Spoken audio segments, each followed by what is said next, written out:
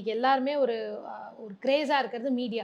அது எழுத்தாளராக இருக்கலாம், இசையமைப்பாளராக இருக்கலாம், இல்லை கேமராமேனாக இருக்கலாம், நடிகர் நடிகையாக இருக்கலாம், எப்படி வேணா பாடகர்கள், பாடகிகள், எழுத்தாளர்கள் எல்லாமே வந்து மீடியா துறை சார்ந்தது தான். இன்ஃபேக்ட் யூடியூப் சேனல் கூட எடுத்துக்கலாம், மீடியா தான். இந்த அமைப்பில் வரக்கூடிய இவங்கள்லாம் கண்டிப்பாக எங்கே இருந்தாலும் என்ன தொழில் பண்ணிட்டு இருந்தாலோ இல்லை எங்கேயா வேலைக்கு போயிட்டு இருந்தால் கூட அதை விட்டுட்டு இங்கே வந்துடுவாங்கன்னா யாரெல்லாம்? ராகு முகத்தை காட்டுறது சுக்கிரன், மற்ற டைரக்ஷன் எல்லாமே ராகு, கதை எழுதுகிற புறம் கேது. ரைட்டுங்களா? ராகு ஒருவருக்கு நல்லா இருந்தால் மட்டும்தான் மீடியா தொழிலுக்குள்ளேயே வர முடியும்.